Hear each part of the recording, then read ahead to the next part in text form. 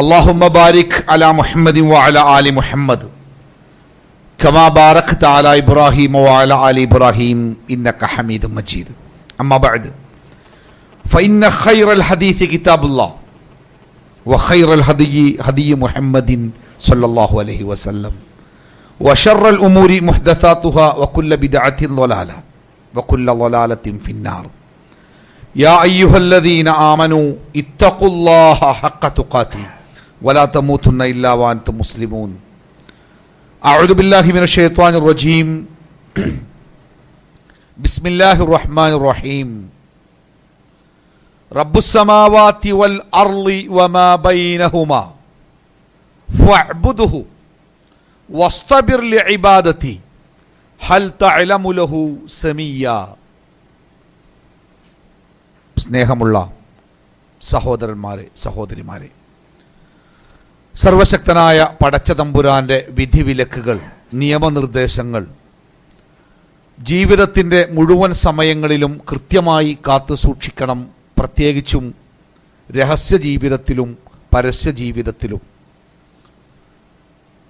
നശ്വരമായ ഈ ജീവിതത്തിലെ ഓരോ വാക്കുകൾക്കും നോക്കുകൾക്കും ചിന്തകൾക്ക് പോലും നാളെ അള്ളാഹുവിൻ്റെ കോടതിയിൽ കൃത്യമായ വിചാരണയെ നേരിടേണ്ടി വരുമെന്നും നാളിതുവരെ സമ്പാദിച്ച സമ്പാദ്യങ്ങൾക്കോ സന്താനങ്ങൾക്കോ സ്വാധീനങ്ങൾക്കോ സ്നേഹബന്ധങ്ങൾക്കോ സ്ഥാനമാനങ്ങൾക്കോ ഒന്നും പരലോകത്ത് നമ്മെ രക്ഷപ്പെടുത്താനോ സഹായിക്കുവാനോ കഴിയുകയില്ല എന്ന തിരിച്ചറിവോടുകൂടി അവനവന്, ഓരോ ആണിനും പെണ്ണിനും അവനവന് രക്ഷപ്പെടാൻ ആവശ്യമായ സൽക്കർമ്മങ്ങൾ മരണത്തിനു മുമ്പേ അവനവൻ ചെയ്തു വെക്കണം എന്നും അള്ളാഹുവിൻ്റെ ശിക്ഷ ഭീകരമാണ് എന്നതിനാൽ ശിക്ഷയ്ക്ക് വിധേയമാകുന്ന ചെറുതും വലുതുമായ എല്ലാ തെറ്റുകുറ്റങ്ങളിൽ നിന്നും പരിപൂർണമായി വിട്ടുനിൽക്കണം എന്നും സ്നേഹപൂർവം ഓർമ്മപ്പെടുത്തുകയാണ്.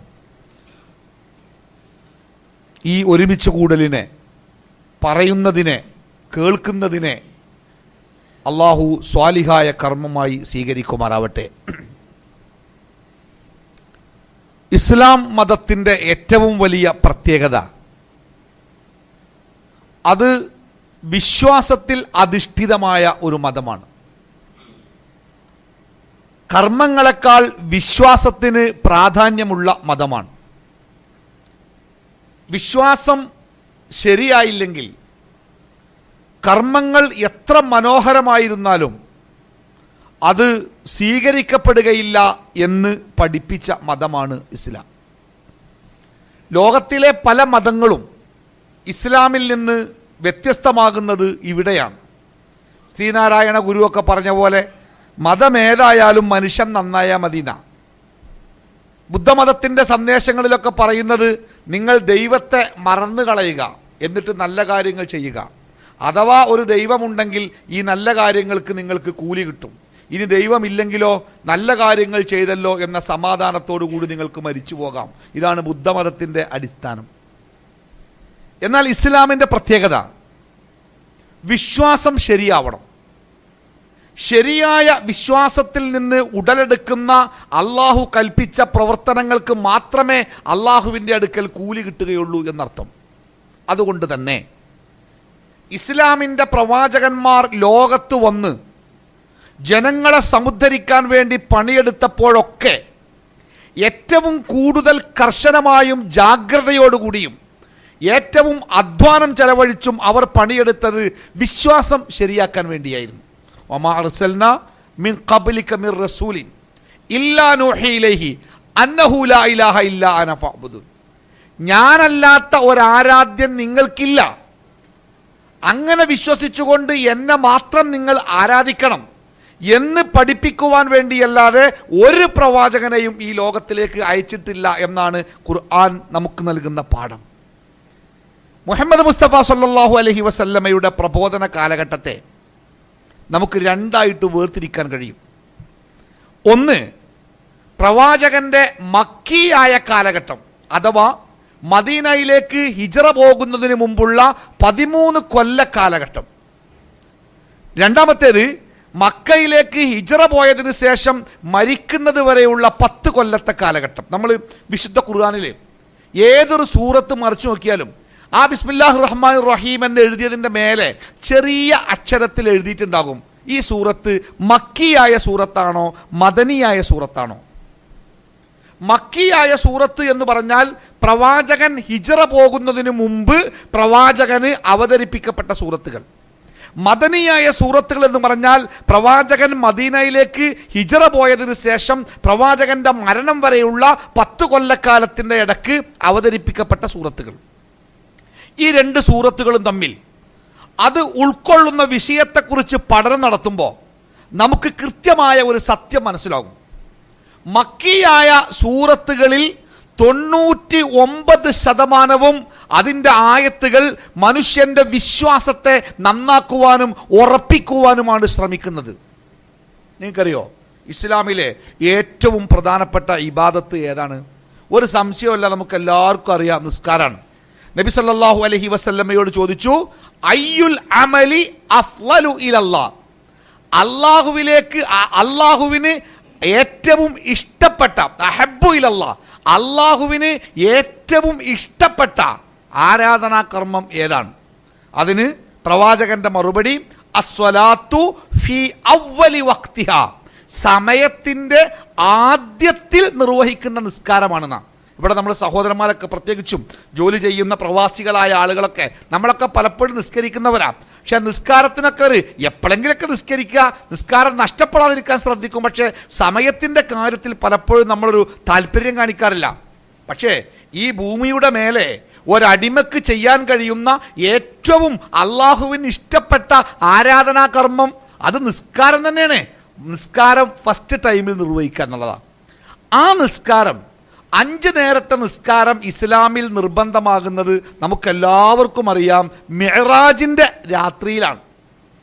മിഅ്റാജിൻ്റെ രാത്രിയിലാണ് 5 നേരത്തെ നിസ്കാരം ഈ സമൂഹത്തിന് അല്ലാഹു തആല നിർബന്ധമാക്കിയത്.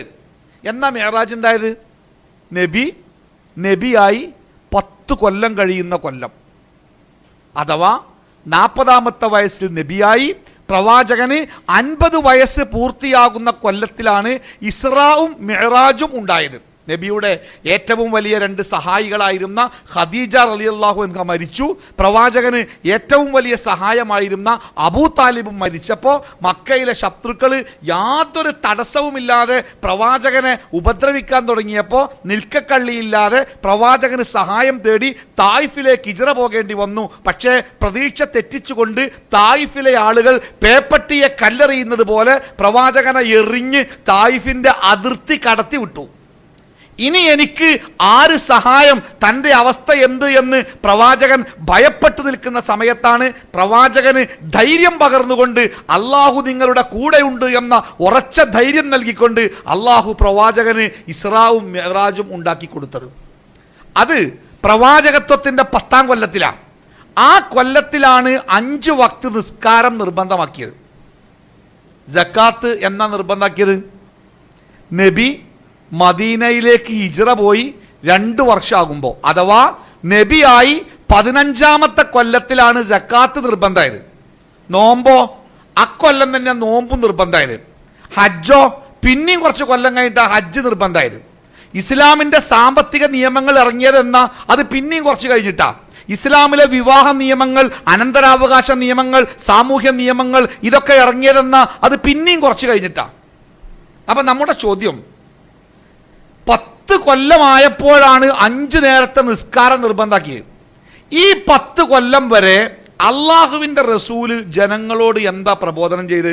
പലിശ ഹറാമാക്കിയിട്ടില്ല, കള്ള് ഹറാമാക്കിയിട്ടില്ല, വിവാഹ നിയമങ്ങളില്ല, അനന്തരാവകാശ നിയമങ്ങളില്ല, സാമ്പത്തിക നിയമങ്ങളില്ല, സക്കാത്തില്ല, പെരുന്നാളില്ല, ജുമുഅ ഇല്ല, ഇതൊന്നും അന്നില്ല. ഈ 10 കൊല്ലക്കാലം അള്ളാഹുവിൻ്റെ റസൂല് മക്കയിൽ ജനങ്ങളോട് എന്താണ് പ്രബോധനം ചെയ്തത് എന്നന്വേഷിക്കുന്ന ആ ഖുർആനിൻ്റെ ആയത്തുകൾ നിങ്ങൾ പരിശോധിക്കുക. അപ്പോൾ നമുക്ക് ബോധ്യമാകും ഈ 10 കൊല്ലക്കാലം അള്ളാഹുവിൻ്റെ പ്രവാചകൻ പണിയെടുത്തത് ജനങ്ങളുടെ വിശ്വാസം ഉറപ്പിക്കുവാനും ആ വിശ്വാസത്തിൽ കലർപ്പില്ലാത്തവരായി അവരെ വളർത്തിയെടുക്കുവാനും വേണ്ടിയാണ്. കാരണം വിശ്വാസം ഉറച്ചിട്ടില്ലെങ്കിലേ ആ മനുഷ്യന് നിലനിൽപ്പില്ല. ഇപ്പം നമ്മുടെ മുജാഹിദ് പ്രസ്ഥാനത്തിൽ അടുത്ത കാലത്ത് ഒരു ചെറിയ പിളർപ്പ് പോലെ കുറേ ആളുകൾ പുറത്തുപോയി. ഈ പുറത്തു പോയി കഴിഞ്ഞപ്പോൾ നമ്മളിങ്ങനെ ഓരോ സ്ഥലത്ത് പ്രസംഗത്തിന് വേണ്ടിയൊക്കെ ചെല്ലുമ്പോൾ കാണുന്ന ഒരു കാഴ്ച എന്താ പറയുക, ചെറുപ്പക്കാരായ കുറേ ആൾക്കാരൊക്കെ പോയിട്ടുണ്ട്. തല നിറച്ച് വൃദ്ധന്മാരായ ആൾക്കാർ പണ്ടുള്ളത് പോലെ തന്നെ അവരിങ്ങനെ ആ സദസ്സിൽ ഇങ്ങനെ ഇരിക്കുന്നുണ്ട്. നമ്മുടെ നാട്ടിലൊക്കെ ഓരോ സ്ഥലത്ത് ചെല്ലുമ്പോഴും ഇത് കാണാം. അപ്പം എന്താ സംഭവിച്ചത്? സാധാരണഗതിയിൽ ഇത്തരമൊരു യാഥാസ്ഥികവാദം സമൂഹത്തിലേക്ക് കടന്നു വരുമ്പോൾ പ്രായമായ ആളുകൾ അത് സ്വീകരിക്കുകയും ചെറുപ്പക്കാർ അതിനെ തള്ളിക്കളയുകയുമാണ് ചെയ്യേണ്ടിയിരുന്നത്. പക്ഷേ ഒരു ചെറുപ്പക്കാരുടെ ഒരു സമൂഹം അതിനെ ഉൾക്കൊള്ളുകയും അവർ സംഘടനയിൽ നിന്ന് പുറത്തു പോവുകയും ആ പഴയ തലനിറച്ച വിഭാഗം ഉറച്ച് ആ പ്രസ്ഥാനത്തിൽ ഉറച്ചു നിൽക്കുകയും ചെയ്തു. എന്തേ അതിൻ്റെ കാരണമെന്ന് അന്വേഷിക്കുമ്പോൾ നമ്മൾ എത്തിപ്പെടുന്ന ഒരു കാരണം എന്താ പറയുക, ഈ തലനിറച്ച ആളുകൾ അവർ മുജാഹിദ് പ്രസ്ഥാനത്തിലേക്ക് വന്നത് പോയ കാലത്തെ പണ്ഡിതന്മാരുടെ പ്രഭാഷണങ്ങളിൽ കൂടിയും അധ്യാപനങ്ങളിൽ കൂടിയുമാണ്. വട്ടം അബ്ദുള്ള ഹാജിയെ പോലെ, അലവി മൗലവിയെ പോലെ, അബ്ദുസലാം മൗലവിയെ പോലെ, അതേപോലത്തെ ഉമർ മൗലവിയെ പോലെയുള്ള പണ്ഡിതന്മാരുടെ പ്രഭാഷണങ്ങളും അധ്യാപനങ്ങളുമാണ് ഈ തലമുറയെ മുജാഹിദ് പ്രസ്ഥാനത്തിലേക്ക് കൊണ്ടുവന്നത്. ആ പ്രാസംഗികന്മാരാവട്ടെ പണ്ഡിതന്മാരാവട്ടെ അവരുടെ പ്രഭാഷണങ്ങളുടെ വിഷയം മുഴുവനും കറകളഞ്ഞ തൗഹീദായിരുന്നു. ആ തൗഹീദ് പ്രഭാഷണം കേട്ടുകൊണ്ട് പ്രസ്ഥാനത്തിലേക്ക് വന്ന ഈ തലനിറച്ച സമൂഹത്തിന് പുതിയ വിവാദമുണ്ടായപ്പോൾ അവർക്കൊന്നും തോന്നിയില്ല.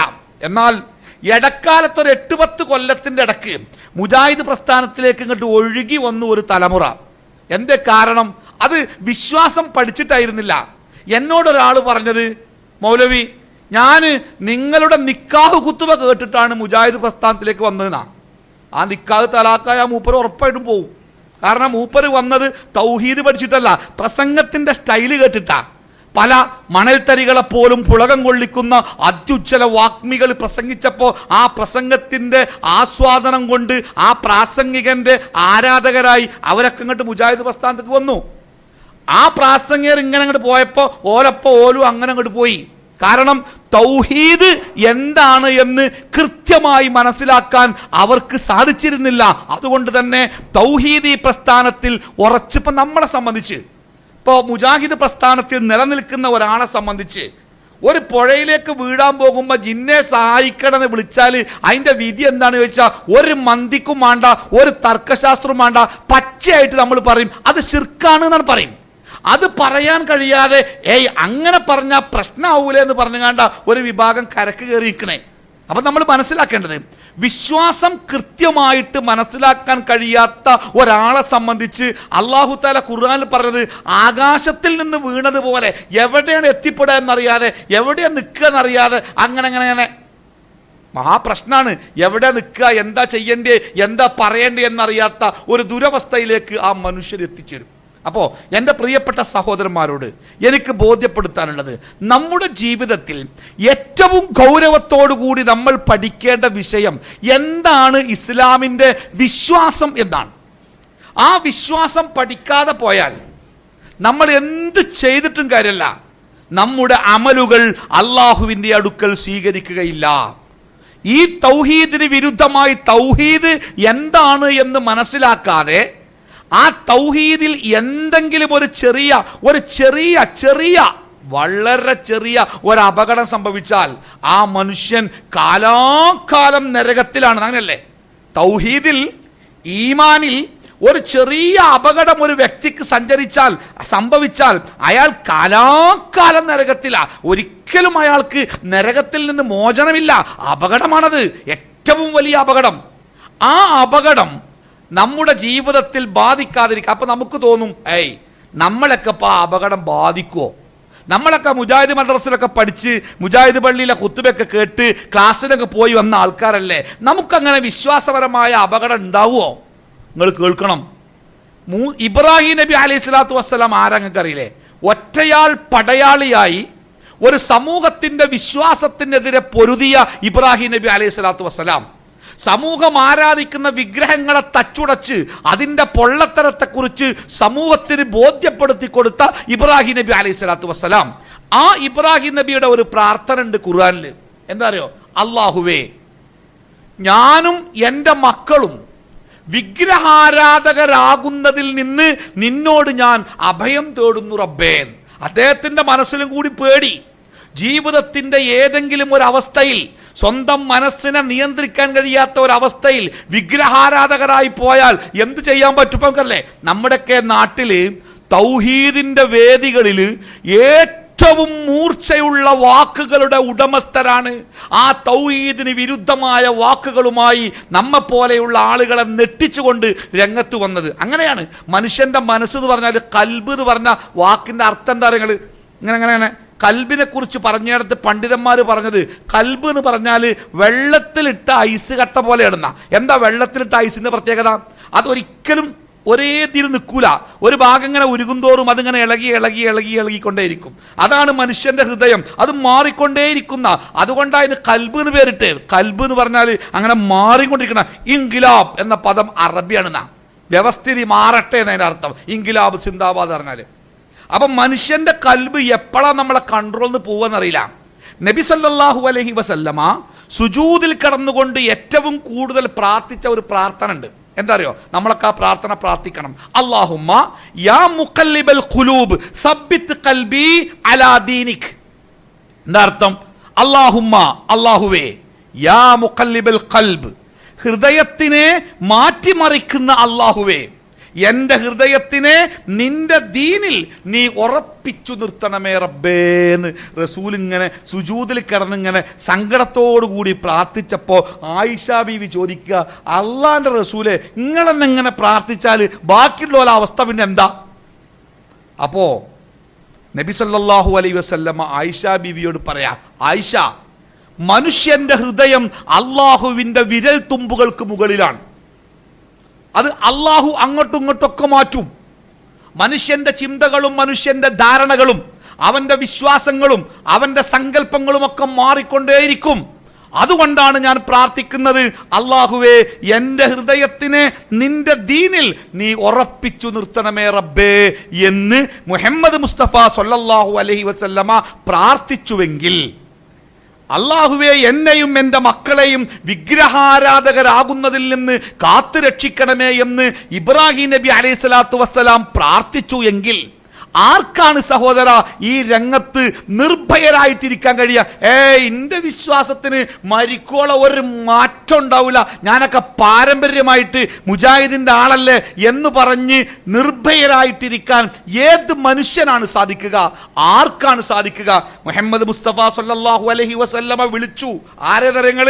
ഈ സമുദായത്തിലെ ഒന്നാമൻ ആരാ? മുഹമ്മദ് നബിയുടെ സമുദായത്തിലെ ഒന്നാമൻ. ഈമാനിന്റെ അടിസ്ഥാനത്തിൽ മുത്ത് നബിയുടെ സമുദായത്തെ അങ്ങനെ വരിക്ക് നിർത്തിയാലേ ഏറ്റവും മുമ്പിലുള്ള ആൾ ആരേക്കാരങ്ങൾ? അസ്സിദ്ദീഖ്, അബൂബക്കർ അസ്സിദ്ദീഖ് റളിയല്ലാഹു അൻഹു. ആ അബൂബക്കർ സിദ്ദീഖിനെ വിളിച്ചിട്ടാ നബി പറഞ്ഞേ, അബൂബക്കറെ, കൂരിരുട്ടുള്ള രാത്രിയിൽ കറുകറുത്ത ഒരു പാറയിൽ കൂടി ഒരു കറുത്ത ജീവി, ഒരു ചെറിയ ജീവി, അതിങ്ങനെ പതുക്കെ പതുക്കെ കയറിപ്പോകുന്നത് ആരും അറിയില്ല. പാറ അറിയില്ല, കുലുങ്ങൂല, ഇളകൂല, ശബ്ദം ഉണ്ടാവൂല, ആരും കേൾക്കൂല, ഒരു ചലനം ഉണ്ടാവൂല, ഒരു ചെറിയ ശബ്ദം പോലും ഉണ്ടാവൂല. ആ ജീവി പതുക്കെ ഇങ്ങനെ കയറിപ്പോയ ആരും അറിയില്ല. ഇതുപോലെ ശിർക്ക് നിങ്ങളുടെ ഹൃദയത്തിലേക്ക് കയറി വരുന്നതിനെ ഞാൻ ഭയപ്പെടുന്നു. ആരോടാ പറഞ്ഞേ? അബൂജഹലിനോടല്ല പറഞ്ഞേ. അബൂജഹലിനോടല്ല പറഞ്ഞേ, സമുദായത്തിലെ ഒന്നാമനായ അബൂബക്കർ സിദ്ദീഖ് റളിയല്ലാഹു അൻഹുവിനോടാണ് പ്രവാചകൻ പറഞ്ഞത്. അത്രമാത്രം ഈ വിഷയത്തിൽ ജാഗ്രത കാണിക്കേണ്ടവരാണ് നമ്മൾ. ഞാനൊരു ചരിത്രം കൂടി പറയട്ടെ അതിൻ്റെ ഗൗരവം മനസ്സിലാക്കാൻ. മൂസാ നബി അലൈഹി സ്വലാത്തു വസ്സലാം ബനൂ ഇസ്രായേലരെയും കൊണ്ട് ഫിർഔനിന്റെ അതിക്രമത്തിൽ നിന്ന് അവരെ രക്ഷപ്പെടുത്തി മരുഭൂമിയിലെത്തി. ആ മരുഭൂമിയിൽ അവർക്ക് വേണ്ടി എല്ലാ അനുഗ്രഹങ്ങളും അല്ലാഹു തആല പച്ചയായിട്ടാണ് കൊടുക്കണേ, അല്ലേ? പച്ചയായിട്ട് കാണുകയാണ്. തണലില്ല. കത്തുന്ന മരുഭൂമിയിൽ കാർമേഘം കൊണ്ട് അള്ളാഹ് അവർക്ക് തണലുണ്ടാക്കി കൊടുത്തു. വിശക്കുമ്പോൾ ദാഹിക്കുമ്പോൾ മന്നയും സെൽവയും ഇറക്കി കൊടുത്തു. അങ്ങനെ അള്ളാഹുവിൻ്റെ അനുഗ്രഹങ്ങളെ പച്ചയായി കണ്ടുകൊണ്ട് ആ മരുഭൂമിയിൽ അവർ പാർക്കുമ്പോഴാണ് മൂസാ നബിയെ അള്ളാഹു തൗറാത്ത് കൊടുക്കുവാൻ വേണ്ടി കുന്നിൻ മുകളിലേക്ക് വിളിച്ചത്. 40 ദിവസം. മൂസാ നബി അലൈഹി സ്വലാത്തു വസ്സലാം പോയപ്പോൾ തൻ്റെ സഹോദരനും പ്രവാചകനുമായ ഹാറൂൻ നബി അലൈഹി സ്വലാത്തു വസ്സലാമിനെ സമൂഹത്തിന്റെ കാര്യം ഏൽപ്പിച്ച പോയത്. മൂസാ നബി അലൈഹി സ്വലാത്തു വസ്സലാം തിരിച്ചു വരുമ്പോൾ കാണുന്ന കാഴ്ച, കടൽക്കരയിൽ ഉണ്ടാക്കി വെച്ച ഒരു ലോഹ വിഗ്രഹത്തിന്റെ മുമ്പിൽ, ഒരു പശുക്കുട്ടിയുടെ രൂപത്തിന്റെ മുമ്പിൽ തൻ്റെ ജനത കൈകൂപ്പി പ്രാർത്ഥനകളും നൈവേദ്യങ്ങളും അർപ്പിച്ച് ആ പശുക്കുട്ടിയെ ആരാധിക്കുന്ന ദയനീയമായ രംഗം മൂസാ നബി അലൈഹി സ്വലാത്തു വസ്സലാം കാണുകയാണ്. നിങ്ങൾ അള്ളാഹുവിനെ മാത്രം ഏകനാക്കണമെന്ന് ഒരു പ്രവാചകൻ പഠിപ്പിച്ച് 40 ദിവസമേ ആയിട്ടുള്ളൂ. നൂറ്റാണ്ടുകൾ കഴിഞ്ഞിട്ടില്ല, സഹസ്രാബ്ദങ്ങളായിട്ടില്ല, കേവലം 40 ദിവസം. ആ 40 ദിവസം കൊണ്ട് തന്നെ ഒരു പ്രവാചകൻ അവർക്കിടയിൽ ജീവിച്ചിരിക്കുന്നുണ്ട്. നോക്കാൻ ആളില്ലാഞ്ഞിട്ടല്ല, പറഞ്ഞു കൊടുക്കാൻ ആളില്ലാഞ്ഞിട്ടല്ല, പറഞ്ഞു കൊടുക്കാഞ്ഞിട്ടല്ല. ഒരു പ്രവാചകൻ അവർക്കിടയിൽ ജീവിച്ചിരുന്നിട്ട് ആ ജനത ഷിർക്കിലേക്ക് പോയ കഥ വിശുദ്ധ ഖുർആൻ മനോഹരമായി നമുക്ക് പഠിപ്പിച്ചു തരുന്നുണ്ട്. എന്തിനാ നിങ്ങള് ഈ വിഷയത്തിൽ നമ്മൾ ആകാതിരിക്കാൻ വേണ്ടി, വിശ്വാസത്തിന്റെ കാര്യത്തിൽ നിർഭയരാവാതിരിക്കാൻ വേണ്ടി, നമ്മുടെ വിശ്വാസം അത് പിഴപ്പിച്ചു കളയുവാൻ മനുഷ്യന്റെ ശത്രുവായ പിശാച്ച് നിരന്തരമായി പ്രവർത്തിക്കും. അവന്റെ കെണിയിൽ നിങ്ങൾ പെട്ടുപോകരുത് എന്ന് നമ്മളെ ബോധ്യപ്പെടുത്താൻ വേണ്ടിയാണ്. അതുകൊണ്ടാണ് ഇപ്പൊ ഈ മുജാഹിദ് പ്രസ്ഥാനത്തെക്കുറിച്ച് മറ്റുള്ള പ്രസ്ഥാനങ്ങൾക്കൊക്കെ ഒരു പരാതി ഉണ്ടല്ലോ. എന്താണ് മുജാഹിദ് പ്രസ്ഥാനം? സംഗതിയൊക്കെ ആൾക്കാരൊക്കെ കുഴപ്പമില്ല, ഉഷാറാണ്, പക്ഷെ ഓരോ ആ നയം ശരിയല്ല. എന്താ നയം? എവിടെ എന്ത് പരിപാടി വെച്ചാലും തൗഹീദും ശിർക്കും പറഞ്ഞ് 4 ആൾക്കാരെ തെറ്റിച്ചിട്ടേ ഒരു പോവുള്ളൂ. അതാണ് നമ്മളെക്കുറിച്ചുള്ള പരാതി. എന്താ പോലും നിസ്കാരത്തിന്റെ മഹത്വത്തെക്കുറിച്ച് പറഞ്ഞൂടെ? എല്ലാവരും കേൾക്കൂലേ? മാതാപിതാക്കളെ നോക്കിയല്ല പുണ്യത്തെക്കുറിച്ച് പറഞ്ഞൂടെ? എല്ലാവരും കേൾക്കൂലേ? ഇതൊക്കെ ഉണ്ടായിട്ട് ഈ സമുദായത്തെ തെറ്റിക്കാൻ വേണ്ടി എവിടെ വയല് വെച്ചാലും ഒരു തൗഹീദും ശിർക്കും പറയാതെ ഒരു പോകൂല. അതാണ് ഓലോടുള്ള വെറുപ്പ് എന്ന് പല ആളുകളും പറയുന്നത് നമ്മൾ കേട്ടിട്ടുണ്ട്. ഒരിക്കൽ നിലമ്പൂർ പ്രദേശത്ത് പുഴന്റെ അക്കരെ ഒരു പ്രദേശം എരുമമുണ്ടാന്ന് പറഞ്ഞ പ്രദേശം, അവിടെ എം അക്ബർ സാഹിബും ക്രിസ്ത്യൻ മിഷനറിമാരും തമ്മിൽ ഒരു സംവാദം നടക്കുകയാണ്. അപ്പൊ ക്രിസ്ത്യാനികൾക്ക് പൊതുവെ വല്ലാത്ത വേരുകളുള്ള ഒരു പ്രദേശമാണ് ആ പ്രദേശം. അതുകൊണ്ടാണ് അവിടെ ആ സംവാദം വെച്ചതും. അങ്ങനെ ആ സംവാദത്തിലേക്ക് പരിസരങ്ങളിൽ നിന്നൊക്കെ സുന്നി മുജാഹിദ് എന്നൊക്കെ നോക്കാതെ ഒരുപാട് ആൾക്കാർ വന്നു. എൻ്റെ നാട്ടിൽ നിന്നൊക്കെ ഒരു പിക്കപ്പിലാണ് കുറേ സുന്നികളും ഞങ്ങളൊക്കെ ഒന്നിച്ച് ആ പരിപാടിക്ക് പോയത്.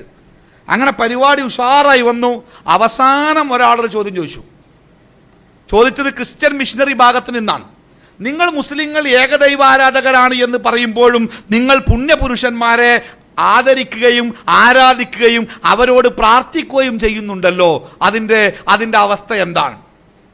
അക്ബർ സാഹിബ് അത് വിശദമായി ഇങ്ങോട്ട് പറഞ്ഞു. പാടില്ലാത്തതാണ്, ഷിർക്കാണെന്നൊക്കെ. പരിപാടി കഴിഞ്ഞു പോരുമ്പോൾ ലോറിയിലുള്ള ആൾക്കാർ ചർച്ചയാണ്. പരിപാടി ഉസാറേനി. അവസാനത്തെ ആ ചോദ്യം കൊളാക്കിയാണ്. അവസാനത്തെ ആ ചോദ്യം ആകണ്ട നാശാക്കി അതാണ് മാറ്റി നിർത്തിയ ആ പരിപാടി ഉഷാറേന്. നമ്മളെക്കുറിച്ച് പൊതുവെ ആൾക്കാർക്കുള്ള ധാരണയാണ്.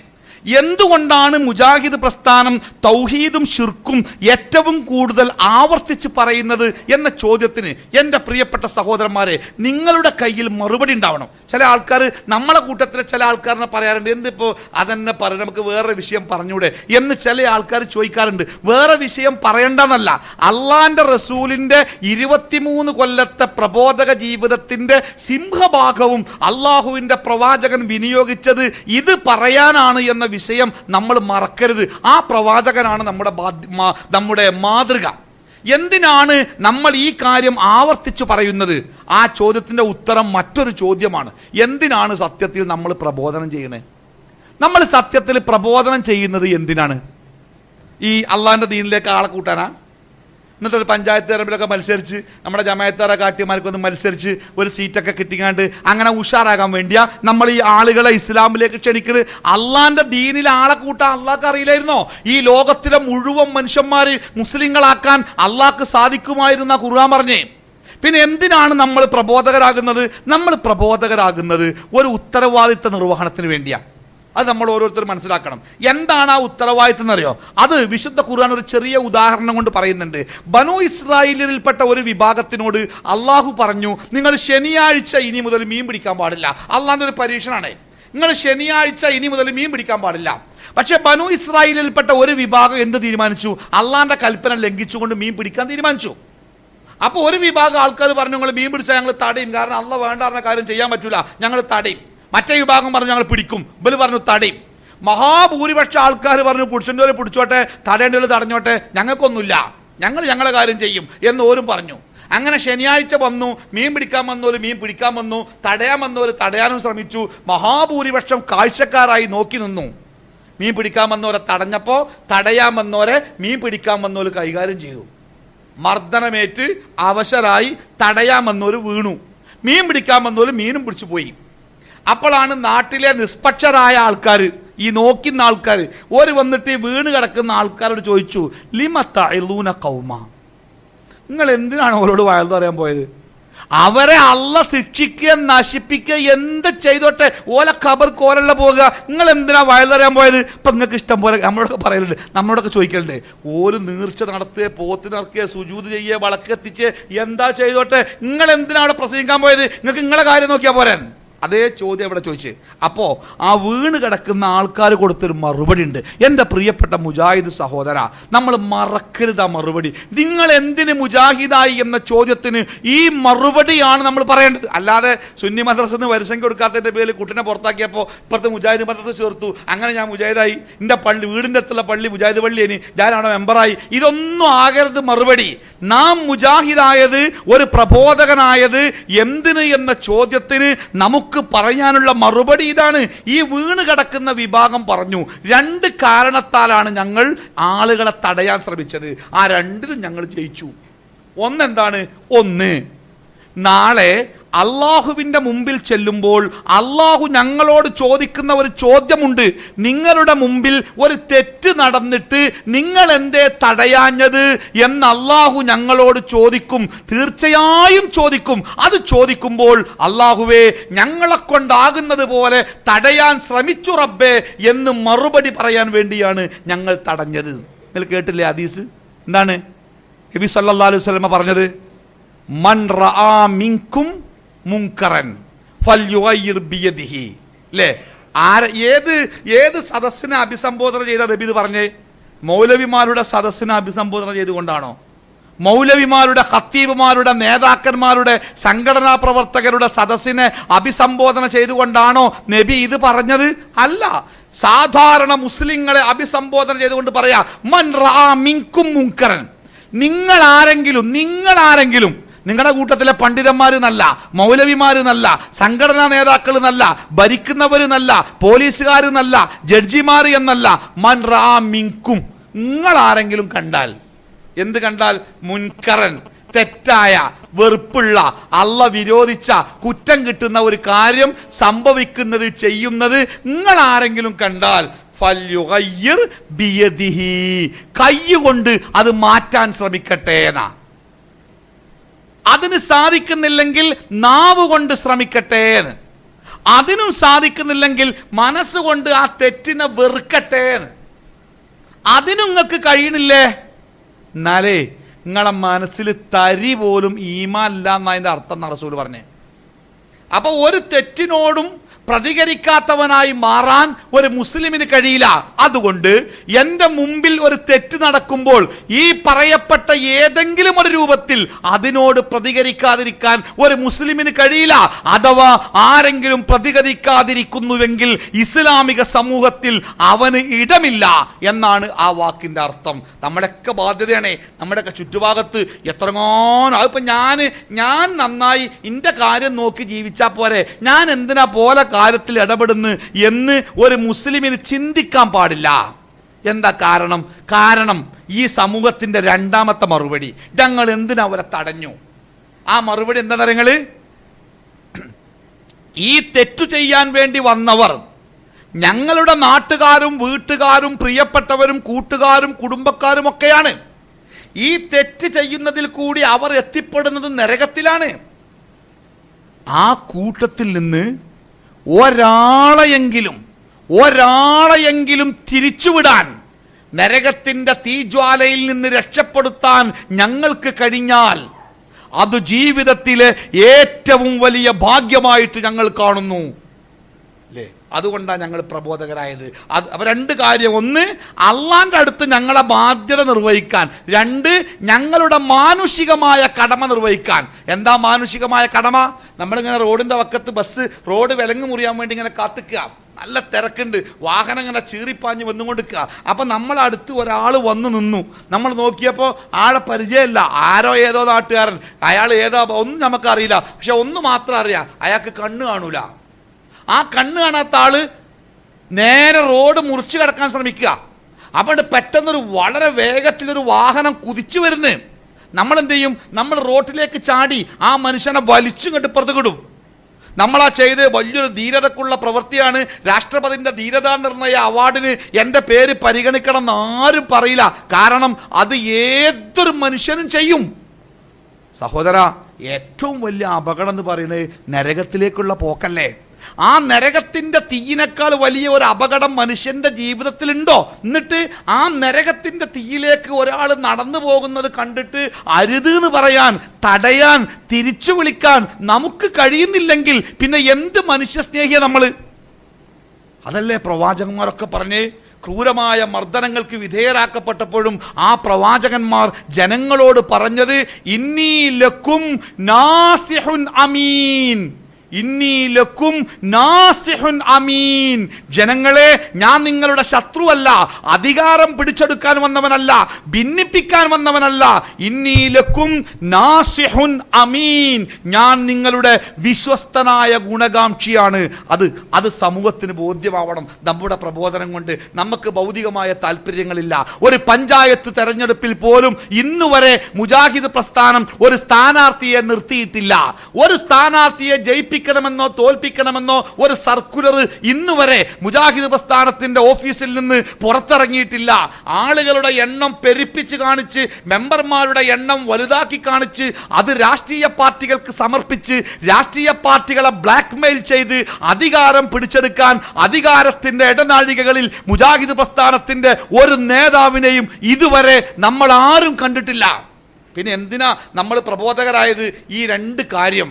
ഒന്ന്, പടച്ചോ നമ്മളോട് ചോദിക്കും, എടോ നിന്റെ ഓഫീസിൽ എൻ്റെ അപ്പുറത്തെ കസേരയിൽ ഇരുന്ന് ജോലി ചെയ്തിട്ട് നിന്റെ കൂടെ ഒന്നിച്ച് ജീവിച്ചിട്ട് ഭക്ഷണം കഴിച്ചിട്ട് സംസാരിച്ചിട്ട് കളിച്ചിട്ട് ചിരിച്ചിട്ട് ഇവനോട് എന്തുകൊണ്ട് നീ ഈ ദീനിനെ കുറിച്ച് പറഞ്ഞില്ല എന്നൊരു ചോദ്യം നാളെ റബ്ബ് തീർച്ചയായും നമ്മളോട് ചോദിക്കും.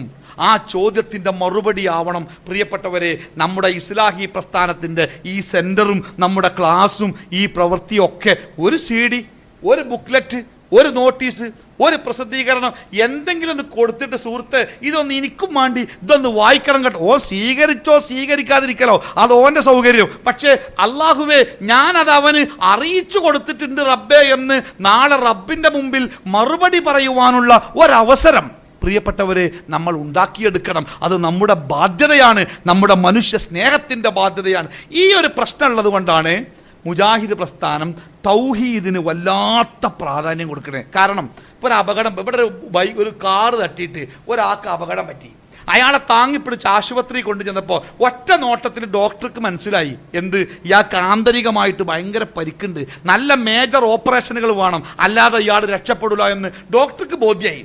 പക്ഷെ ഡോക്ടർക്ക് തോന്നി ഈ മനുഷ്യനെ കീറിപ്പൊളിച്ച് വേദനിപ്പിച്ച് കണ്ട് കുറേ പൈസ ചിലവാക്കിയിട്ട് അത് അയാൾക്ക് ഇടങ്ങേറേക്കാരം, അതുകൊണ്ട് അതൊന്നും ചെയ്യണ്ട. ഈ ഡോക്ടർ നമ്മളോട് പറഞ്ഞു, ഒരു കുഴപ്പമില്ല, ഈ പുറത്ത് കാണുന്ന മുറിവേ ഉള്ളൂ, സാരല്ല, നിങ്ങൾ വീട്ടിൽ കൊണ്ടുപോയിക്കോളിയും പറഞ്ഞു. വീട്ടിൽ എത്തിയപ്പോൾ ആ രോഗി മരിച്ചു.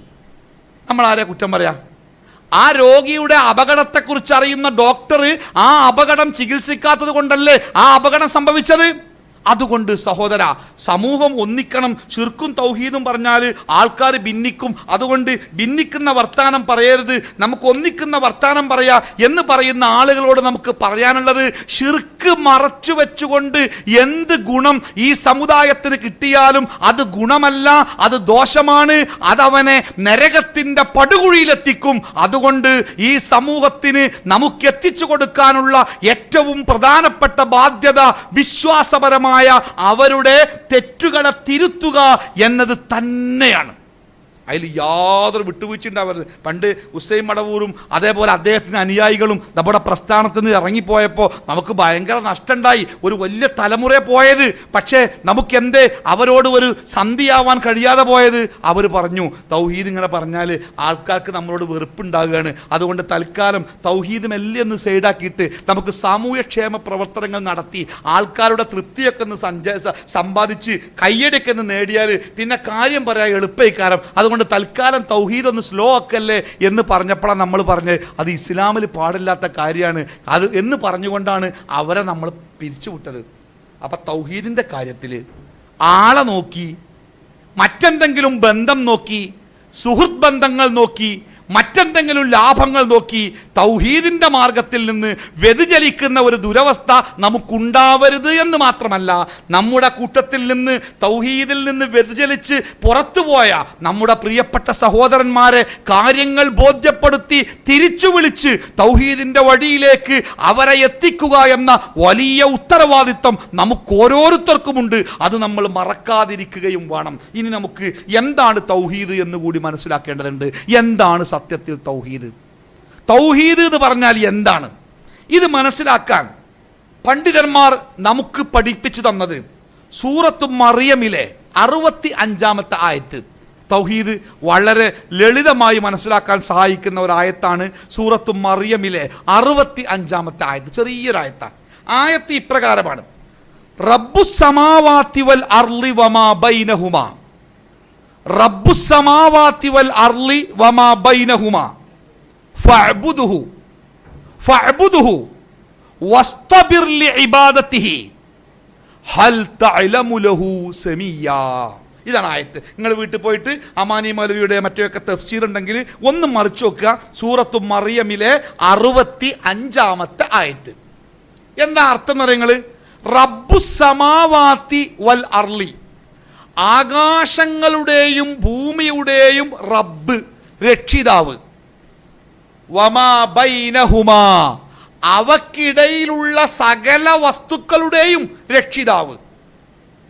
ഫഅ്ബുദ്ഹു, അവനെ നിങ്ങൾ ആരാധിക്കണം.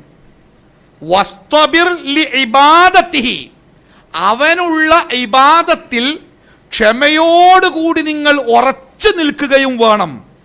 ഹൽ തഅലമു ലഹു സമീയാ, ഹൽ തഅലമു ലഹു സമീയാ, അല്ലാഹുവിൻ്റെ പേരിനോട് ഒത്ത സാമ്യമുള്ള ആരെയെങ്കിലും നിങ്ങൾക്ക് അറിയാമോ?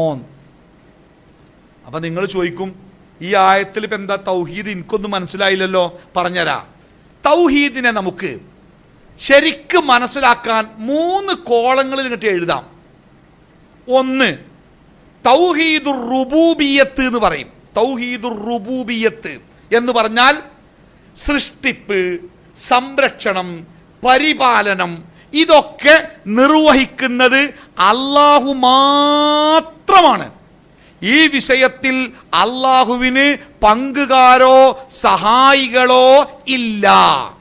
ഈ വിശ്വാസമാണ് തൗഹീദുർ റുബൂബിയ്യത്ത്. പ്രപഞ്ചത്തിന്റെ സൃഷ്ടിപ്പ്, അതിൻ്റെ പരിപാലനം, അതിൻ്റെ സംരക്ഷണം, അതിലെ ചെറുതും വലുതുമായ മുഴുവൻ വസ്തുക്കളുടെയും സൃഷ്ടിപ്പ് ഇത് അല്ലാഹു മാത്രമാണ് നിർവഹിക്കുന്നത്. അല്ലാഹുവിന് ഈ വിഷയത്തിൽ സഹായികളില്ല, പങ്കുകാരില്ല, ശരീക്ക് കൂട്ടുകാരില്ല, ഒന്നുമില്ല. ഈ വിശ്വാസമാണ് തൗഹീദുർ റുബൂബിയ്യത്ത്. എന്താ ഇതിലെ ശിർക്ക്? ഈ വിഷയത്തിലെ ശിർക്ക് എന്താണെന്നറിയോ? ഈ പറയപ്പെട്ട കാര്യത്തിൽ ഏതെങ്കിലും ഒരു കാര്യം അല്ല മാത്രല്ല ഇന്ന ആക്കും കൂടി കഴിയും, ഇന്ന ആളും കൂടി ചെയ്തിട്ടുണ്ട് എന്ന് ഒരാൾ വിശ്വസിച്ചാൽ ആ വിശ്വാസമാണ് ശിർക്ക്. ഞാനത് പിന്നീട് വിശദീകരിക്കാം. 2, തൗഹീദുൽ ഉലൂഹിയത്ത്. എന്താ ഇലാഹ് എന്ന് പറഞ്ഞാൽ? ഇലാഹ് എന്ന് പറഞ്ഞാൽ ആരാധ്യൻ. എന്താ ആരാധ്യൻ എന്ന് പറഞ്ഞാൽ?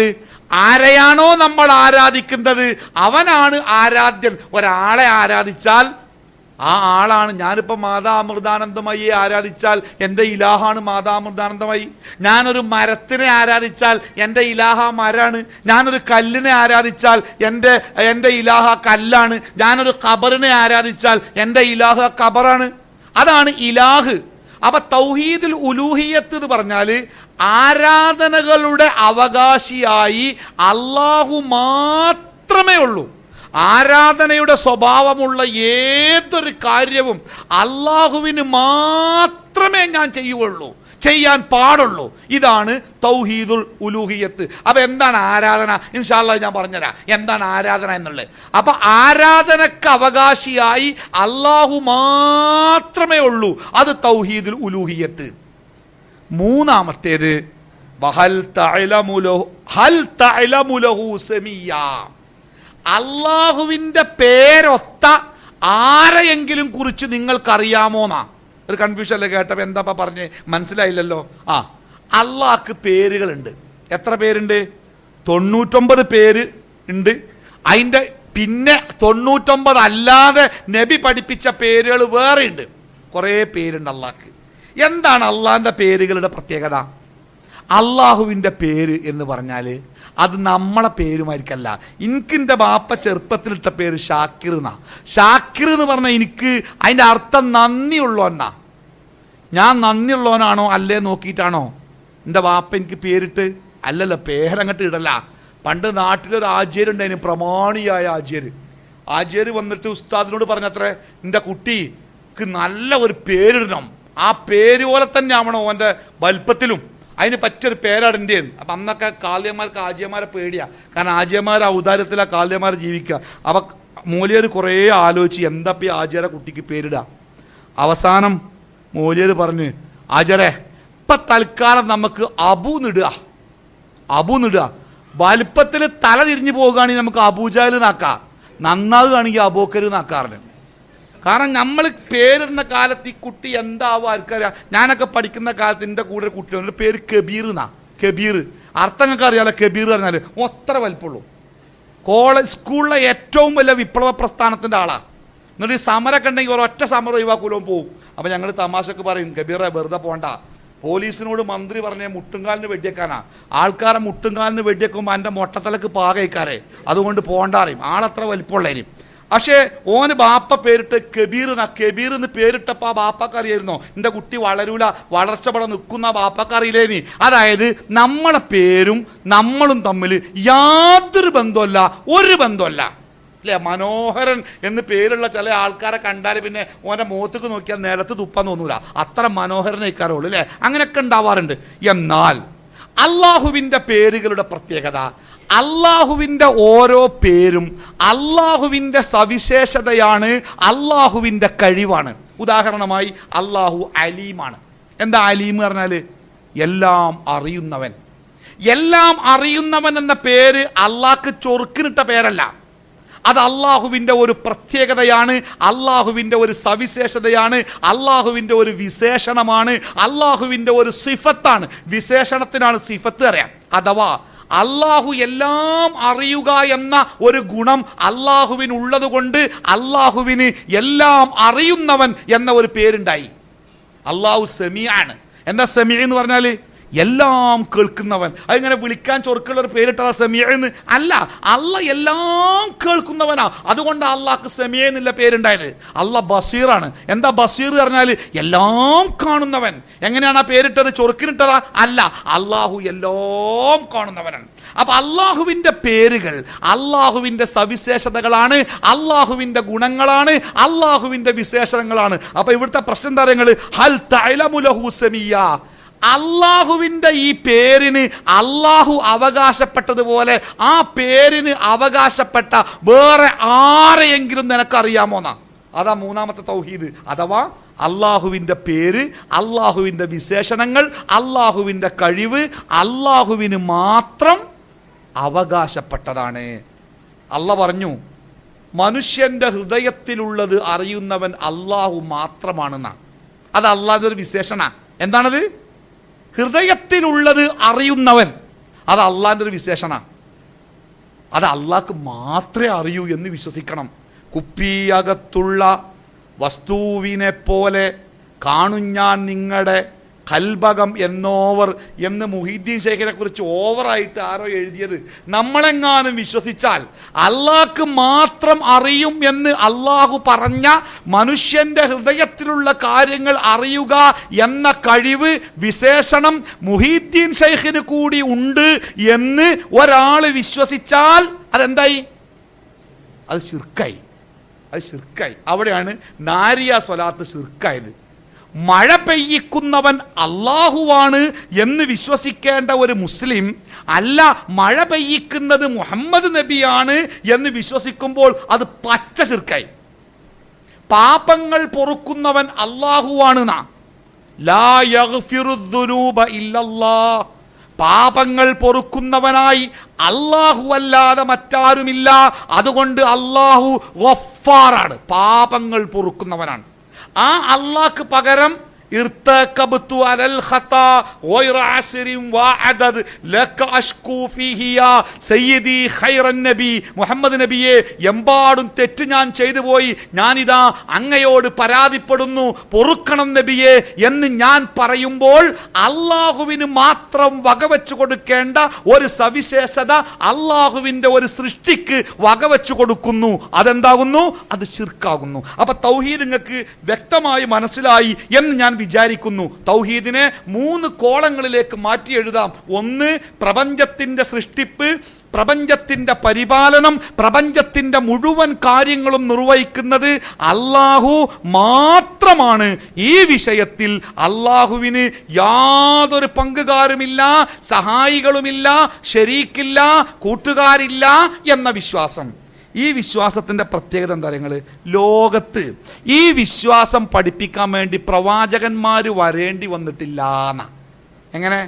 നിങ്ങൾ ഹിന്ദുക്കളോട് ചോദിച്ചു നോക്കി, ആരാണ് ഈ പ്രപഞ്ചം ഉണ്ടാക്കിയത്? എന്താ മറുപടി? ഏകനായ പരബ്രഹ്മം. ക്രിസ്ത്യാനികളോട് ചോദിച്ചു നോക്കി, ആരാത് ഉണ്ടാക്കിയെന്ന്? സ്വർഗസ്ഥനായ പിതാവ്. ഇങ്ങനെ പറയാം, സ്വർഗസ്ഥനായ പിതാവ്. എല്ലാവരും, ലോകത്തിലെ 99% മതവിശ്വാസികളും പറയുന്നത് പ്രപഞ്ചത്തിന്റെ സൃഷ്ടിപ്പ് ഏകനായ ശക്തിയാണ് നിർവഹിച്ചത്. ജാഹിലിയ കാലത്ത് നബി സല്ലല്ലാഹു അലൈഹി വസല്ലമ പ്രബോധനം ചെയ്യുമ്പോൾ മറുഭാഗത്ത് പ്രവാചകനെ കൊല്ലാൻ കാത്തിരുന്ന 360-ലേറെ വിഗ്രഹങ്ങളെ ആരാധിച്ചിരുന്ന മക്കയിലെ പച്ച കാഫിർ മുശ്രിക്ക്, ആ മുശ്രിക്കിനോട് ഖുർആൻ ചോദിക്കുക. എന്താ ചോദിക്കണേ? നബിനോട് അല്ല പറയാ, നബിയെ ചോദിച്ചു നോക്ക് അവരോട്. എന്താ ചോദിക്കേണ്ടത്? ആരാണ് ആകാശഭൂമികൾ സൃഷ്ടിച്ചത്? എന്താ വല്ല മറുപടി? ലാത്തയാണെന്നാ, ഉസ്സയാണെന്ന, മനാത്തയാണെന്ന? അല്ല, അവർ പറഞ്ഞു അള്ളയാണ്. നബിയെ ചോദിക്കവരോട്, ആരാണ് നിങ്ങൾക്ക് അന്നം നൽകുന്നത്? അവർ പറഞ്ഞു അല്ലാ. നബിയെ ചോദിക്ക്, ആരാണ് മഴ പെയ്യിപ്പിക്കുന്നത്? അവർ പറഞ്ഞു അല്ലാ. വമയുദബ്ബിറുൽ അംറ, നബിയെ ചോദിക്ക്, ഈ ലോകത്തിലെ കാര്യങ്ങൾ നിയന്ത്രിക്കുന്നത് ആരാണ്? അവർ പറഞ്ഞു അല്ലാ. അല്ലേ? ഇത് പഠിപ്പിക്കാൻ നബി മക്കത്ത് ഒരു വയലും പറയേണ്ടി വന്നിട്ടില്ല. പിന്നെ എവിടെയാണ് പ്രവാചകന്മാർ പണിയെടുക്കേണ്ടി വന്നത്? തൗഹീദുൽ ഉലൂഹിയത്തും തൗഹീദുൽ അസ്മാഇ വൽ സിഫാത്ത്, ഈ 2 കാര്യങ്ങളുമാണ് വിശ്വസിക്കുന്നിടത്ത് ലോകത്ത് ജനങ്ങൾക്ക് ഏറ്റവും കൂടുതൽ അപകടങ്ങൾ സംഭവിച്ചത്.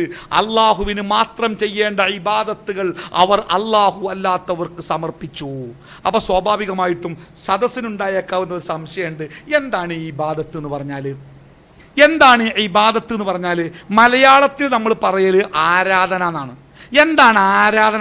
ചില ആൾക്കാർ പറഞ്ഞില്ലേ, ജിന്നുകളോട് സഹായം തേടുമ്പോൾ ആരാധനയാകുന്ന ഇബാദത്താകുന്ന സഹായതേട്ടമുണ്ട്, ഇബാദത്താകാത്ത സഹായതേട്ടമുണ്ട്. ആകുന്ന സഹായതേട്ടം തന്നെ ഹയ്യായ ഖാദിറായ എന്നൊക്കെ പറഞ്ഞുകൊണ്ട് ആകപ്പാടെ കറക്കി കണ്ട് വിട്ടേക്ക. നമ്മളൊക്കെ പണ്ട് ഓണത്തിൻ്റെ ഒക്കെ സമയത്ത് നാട്ടിൽ ഒരു കലം തല്ലി പൊട്ടിക്കൽ എന്നൊരു പരിപാടി ഉണ്ടെങ്കിൽ കലം കെട്ടി തൂക്കിയിട്ട് ആൾക്കാരങ്ങനെ കണ്ണ് കെട്ടിയിട്ട് കൊണ്ടുപോയിട്ട് കറക്കിയൊരു വിടല.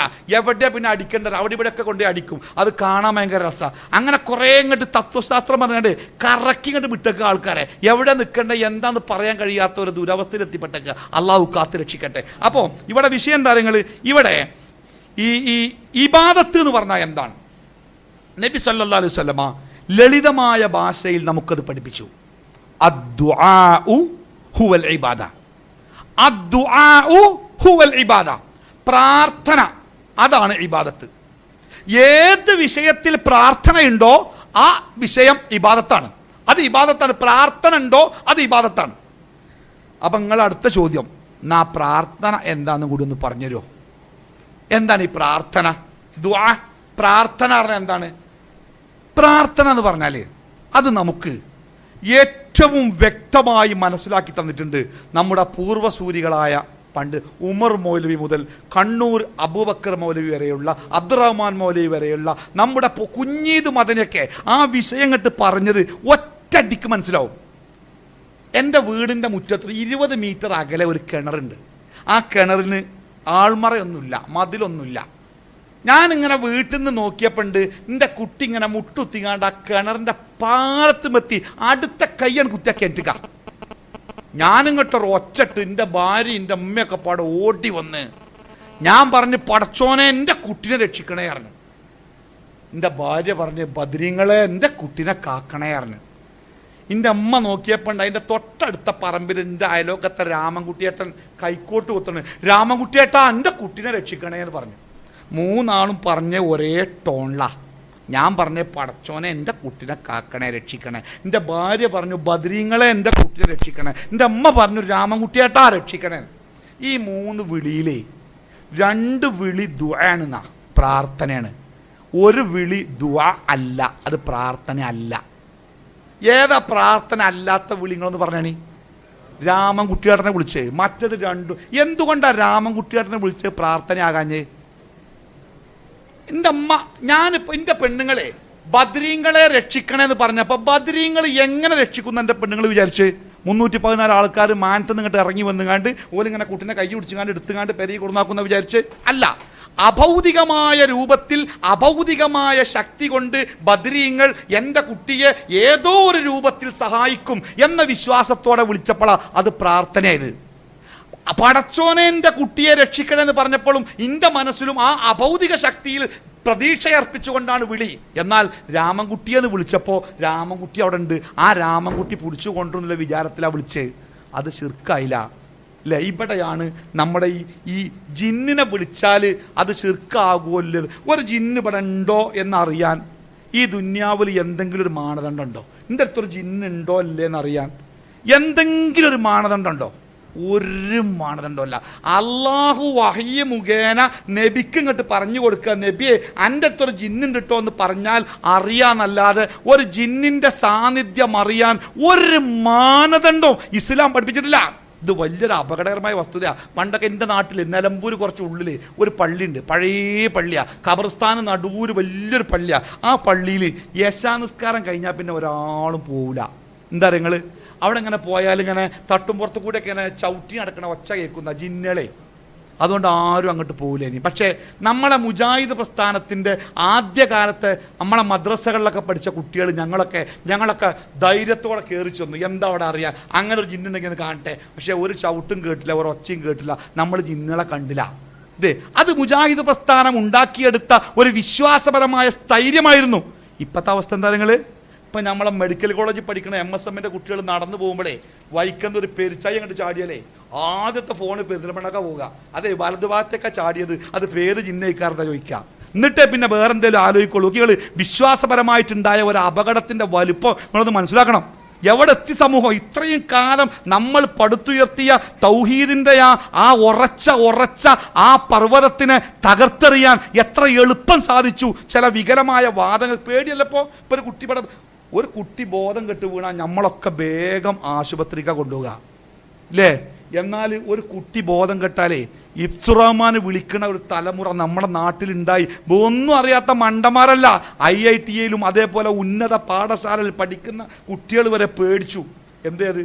അതാണ് വിശ്വാസപരമായി ഒരു തകർച്ച സമൂഹം അഭിമുഖീകരിക്കുന്നുണ്ട്. അതുകൊണ്ട് ഇപ്പം നമ്മളെ ചില ആൾക്കാർ പറയും എൻ്റെ കുട്ടി എന്താ മൗലവി ചെയ്യുക, അവിടെയാണ് ഞാനിപ്പോൾ എന്താ കാട്ടുക. അത് നിസ്സാരമായ കാര്യമല്ല. നിങ്ങളെ കുട്ടിക്ക് ക്യാൻസർ ഉണ്ടായാൽ ഞങ്ങൾ അത്ര പേടിച്ചണ്ട. കാരണം എന്താ, നിങ്ങൾ ക്യാൻസർ ഉണ്ടായാൽ മരിച്ചേ ഉള്ളൂ, അതിൻ്റെ അപ്പുറത്തേക്കൊന്നും ആവില്ല. ഇതെങ്ങാനും ശിർക്കുമായിട്ടാണ് പോയാലേ നരകത്തുനിന്ന് കയറൂല. അതുകൊണ്ട് ഗൗരവത്തോടെ ചികിത്സിക്കണം, സ്വതന്ത്രമായിട്ട് വിട്ടുകൊടുക്കല്ല, ചികിത്സിക്കണം, വിശ്വാസം പഠിപ്പിച്ചു കൊടുക്കണം. നന്നായോ ഇല്ലെന്നില്ല വേറെ. നൂഹ് നബിൻ്റെ മകനെ നന്നാക്കാൻ നൂഹ് നബി കഴിഞ്ഞോ? ഇബ്രാഹിം നബിൻ്റെ വാപ്പാനെ നന്നാക്കാൻ ഇബ്രാഹിം നബി കഴിഞ്ഞോ? മുഹമ്മദ് നബിക്ക് തൻ്റെ വല്യാപ്പാന അബൂ താലിബിനെ നന്നാക്കാൻ കഴിഞ്ഞോ? ലൂത്ത് നബിക്ക് ഭാര്യയെ നന്നാക്കാൻ കഴിഞ്ഞോ? നന്നാക്കൽ നമ്മളെ പണിയല്ല.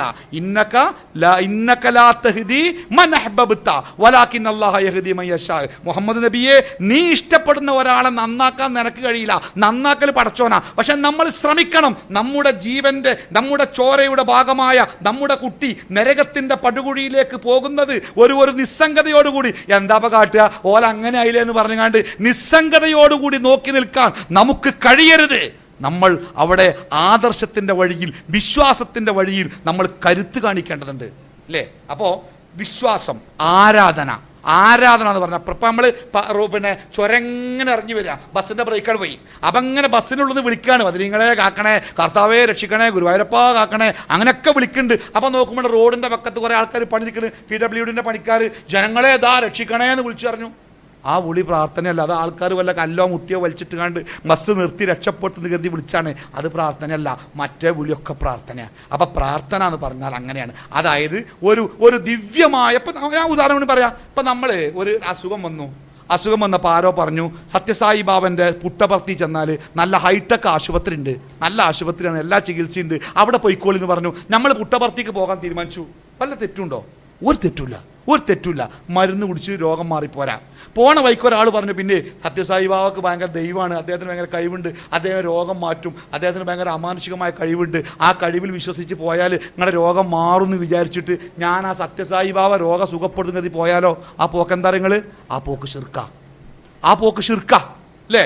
എൻ്റെ നാട്ടിൽ രാമൻകുട്ടി വൈദ്യരുണ്ടായിരുന്നു. പള്ളവേദന ഉണ്ടാകുമ്പോൾ രാമൻകുട്ടി വൈദ്യരെ പള്ളവേദന മാറ്റി തരുന്ന പറഞ്ഞാൽ വൈദ്യർ എന്ത് നിങ്ങൾ ആരിഷ്ടം തരും. പിന്നെ ഒരിക്കൽ ഞാൻ ചെന്ന് നോക്കുമ്പോൾ വൈദ്യർ ആശുപത്രിയൊക്കെ അടച്ചിക്കണ്, നിരപ്പൊളിയിട്ടിക്കണ്. അപ്പം എന്താ അറിയോ, വൈദ്യർ മരിച്ചിക്കണ്. പക്ഷെ വൈദ്യർക്ക് മറ്റൊരു ചികിത്സ ഉണ്ടായിരുന്നു, കുറേ മന്ത്രവാദമൊക്കെ. ഇപ്പോഴും ആൾക്കാർ രോഗം മാറാൻ വേണ്ടി മൂപ്പരെ ഖബറിൻ്റെ അടുത്ത് പോകാറുണ്ട്. ഞാൻ അവിടെ ചെന്നിട്ട് വൈദ്യരെ പള്ളവേദന ഉണ്ട്, അത് മാറ്റി തരണേന്ന് പറഞ്ഞാലേ അത് ശിർക്ക. തലേ കൊല്ലം വൈദ്യരെ പീടിയിൽ ഒന്നുകൊണ്ട് വൈദ്യരെ വള്ളവേദന ഉണ്ട് എന്ന് പറഞ്ഞ് അത് ശിർക്കല്ല. എന്നാൽ ആ മരിച്ച വൈദ്യരെ ഖബറിൻ്റെ അടുത്ത് പോയിട്ട് വൈദ്യരെ എന്ന് പറഞ്ഞാൽ അത് ശിർക്കാവും.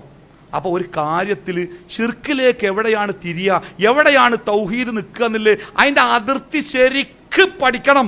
അതെങ്ങാനും പാളിപ്പോയാൽ, നബി പറഞ്ഞില്ലേ, ആരെങ്കിലും ഒരു ജോത്സ്യനെ പോയി കണ്ടാൽ, എന്താ പറഞ്ഞേ, ആരെങ്കിലും ഒരു ജോത്സ്യനെ പോയി കണ്ടാൽ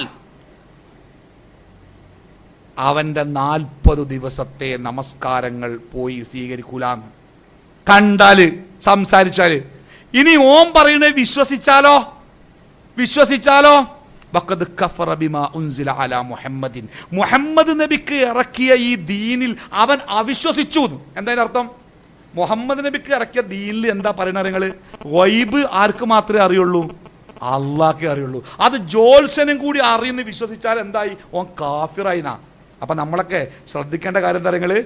TV-യിലൊക്കെ ഫുൾ ടൈം ജോത്സ്യം, എൻ്റെ സമയം 8 മണിയായിട്ട് 8:05 5 മിനിറ്റ് പറഞ്ഞ് 8:10 ഞാൻ നിർത്തുവേ. വൈകാൻ പാടില്ലല്ലോ. നമ്മളൊക്കെ ജോലി, നമ്മുടെ ജീവിതമൊക്കെ അങ്ങനെയാണ്. അതുകൊണ്ട് ഞാൻ അവസാനിപ്പിക്കാം. നമ്മളൊക്കെ ഈ TV-യിൽ അതേപോലെ പ്രസിദ്ധീകരണങ്ങളൊക്കെ, നിങ്ങളുടെ ഈ ആഴ്ച ഭരണി, എൻ്റെ നാള് ഭരണി ഇങ്ങനെ നോക്കിയപ്പോണ്ട് ആഴ്ച ദീർഘയാത്രക്ക് പറ്റിയതല്ല. നമുക്കാണെങ്കിൽ ബോംബേക്കൊന്ന് പോയേ പറ്റുള്ളൂ.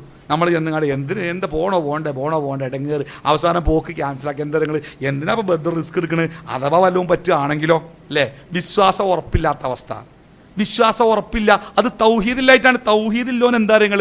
തൗഹീദുള്ളോ നിസ്കാരം കഴിഞ്ഞിട്ട് തിരിഞ്ഞിട്ട് എന്താ പറയുക നിങ്ങൾ? അല്ലാഹുമ്മ ലാ മാനിഅ ലിമാ അഅതൈത വലാ മുഅതിയ ലിമാ മനഅത. എന്താ അർത്ഥം? പടച്ചോനെ, ഇജ്ജ് തന്നത് തടയാനോ ഇജ്ജ് തടഞ്ഞത് തരാനോ ഈ ദുന്യാവിൽ ആർക്കും കഴിയില്ല. അതുകൊണ്ട് എന്തൊക്കെ കിട്ടിക്കണോ അതൊക്കെ ഇജ്ജ് തന്നതാണ്, എന്തൊക്കെ പോയിക്കണോ അതൊക്കെ ഇജ്ജ് എടുത്തതാണ്. ഇതിലേറെ വല്ല സമാധാനം ദുന്യാവിൽ പറയുക എന്താള്, അല്ലേ? ഈ സംഭവം നമ്മളല്ല ഒരു ജോലിക്കും വേണ്ടി ചെന്നപ്പോൾ വണ്ടി ട്രാഫിക്കിൽ കുടുങ്ങിയാണ്ട് ഇന്റർവ്യൂ കഴിഞ്ഞു, ആരെടുത്തു, ആകെ നിരാശനാണ്ട. അത് പടച്ചോനെ ഈ വേണ്ട വെച്ചല്ലേ വേണ്ട, സമാധാനമായി എനിക്ക് പടച്ചോ എന്തെങ്കിലും കരുതിയേക്കോലോ, അല്ലേ? ഈ ഉറച്ച വിശ്വാസം നമുക്കുണ്ടാവണം. അതാണ് തൗഹീദ് നമുക്ക് നൽകുന്ന നിർഭയത്വം. അതാണ് തൗഹീദ് ഒരു മുസ്ലിമിന് നൽകുന്ന നിർഭയത്വം. തൗഹീദ് ശരിക്കും മനസ്സിലായ ഓൻ്റെ ജീവിതം നിർഭയത്വത്തിൻ്റെതാവും. തൗഹീദ് എന്നാണ് വിട്ടാലോ എന്തിനും പേടി. ഇപ്പോൾ വീടൊക്കെ ഉണ്ടാക്കാനേ, ഇപ്പോൾ നമ്മളൊക്കെ നല്ല തൗഹീദുള്ള ആൾക്കാർ പോയോക്കി. നിങ്ങൾ നാട്ടിലെ വീട്ടുപണിൻ്റെ ഒരു ഇടങ്ങേറ്. ഞാൻ ഇപ്പം നേരെ ചെന്നപ്പോഴേ ഒരു വീടിൻ്റെ അടുക്കളുണ്ട് പൊളിച്ച് പണിയാണ്. അപ്പം എന്താ നിങ്ങൾ അടുപ്പ് ഇങ്ങനെയുള്ളത്. അപ്പോൾ ആരോ വന്ന് പറഞ്ഞോളെ രോഗം മാറാത്തത് അടുപ്പ് ഇങ്ങനെ ആയിട്ടാണ്, അത് ഇങ്ങനെ ആക്കണം. അപ്പോൾ അയാൾ അടുപ്പ് ഇങ്ങനെ ആക്കി. പിന്നെ ആരോ ചെന്ന് പറഞ്ഞു, വേറൊരാൾ പറഞ്ഞല്ലോ അടുക്കള കുറച്ചാണ് നീട്ടണം, അതിലയാൾ നീട്ടി. പിന്നെ ഇപ്പം ചെന്നപ്പോൾ എന്താ കണ്ടാൽ നിങ്ങൾ വീടിൻ്റെ സിറ്റ് ഔട്ടിലേക്ക് കയറുന്ന നടുന്നേനി. അപ്പോൾ ഇപ്പം വന്നൊരാൾ പറഞ്ഞ് ഇവിടെ ഈ കയറ്റം ശരിയല്ല, തെക്ക് ഭാഗത്ത് നിന്ന് കയറാൻ പാടില്ല അത്രേ, അതുകൊണ്ട് അപ്പുറത്തേക്ക്. ഇപ്പം അയാൾ ഇവിടെ പൊളിച്ചു കാണാം. പണ്ട് മന്ത്രി PR കുറുപ്പ് ഗതാഗത വകുപ്പ് കൈകാര്യം ചെയ്യുന്ന കാലത്തെ ഞാനൊരു ആവശ്യത്തിന് തിരുവനന്തപുരത്ത് ചെന്നപ്പോൾ PR കുറുപ്പിൻ്റെ വലിയ പേരൻ്റെ മുമ്പിൽ വലിയ ഗേറ്റ് ഉണ്ട്. ആ ഗേറ്റ് പൊളിച്ചു കണ്ട് ഒരു മൂലിക്ക് വെക്കുന്നുണ്ട്. അപ്പോൾ ഞാൻ ആ കോൺട്രാക്ടറോട് ചോദിച്ചു, ഇത് എന്താ ഇത് പൊളിച്ചു, നല്ല ഗേറ്റ് ആണല്ലോ. അപ്പോൾ അപ്പം എന്താ പറയുക, PR കുറുപ്പ് ഒരു അഴിമതിപ്പെട്ടു, പിന്നെ ഒരു അപകടത്തിൽപ്പെട്ടു. അങ്ങനെ ആകെപ്പാടെ മൂപ്പരാകെ എടങ്ങേറായപ്പോൾ ഒരു ജ്യോത്സ്യം പറഞ്ഞത്രേ വീടിൻ്റെ ഗേറ്റ് ശരിയല്ല. ഈ വാസ്തുവിദ്യ അറിഞ്ഞാണ്ടേ ശരിക്കും നമ്മുടെ വിശ്വാസത്തെ ചൂഷണം ചെയ്യാൻ ആൾക്കാർ, വാസ്തു വിദഗ്ധന്മാർ എന്നൊക്കെ പറഞ്ഞാണ്ട് ഒരു വീടുണ്ടാക്കുമ്പോൾ എന്തൊക്കെ നോക്കണം നിങ്ങൾ? വെളിച്ചം ഉണ്ടാവുമോ, കാറ്റെട്ടുമോ, ആൾക്കാർ ഒച്ചമുടി ഉണ്ടാകുമോ, ശല്യം ഉണ്ടാകുമോ, ഇതൊക്കെ നോക്കാം. അതിനപ്പുറം ഇവിടെ റൂമുണ്ടായാൽ രോഗമാവും, അവിടെ റൂമുണ്ടായാൽ മരിക്കും എന്നൊക്കെ പറഞ്ഞാൽ അപകടം തന്നെയാണ്. അപ്പോൾ അതുകൊണ്ട് ഞാൻ അവസാനിപ്പിക്കുകയാണ്. തൗഹീദ് ശരിക്ക് പഠിക്കാം. നമ്മുടെ പഴയകാല നേതാക്കന്മാരുടെ പുസ്തകങ്ങൾ നിങ്ങൾ വാങ്ങന്നെ വേണം. അത് വാങ്ങിയിട്ട് വായിക്കുക, ആ പ്രസംഗങ്ങൾ കേൾക്കുക.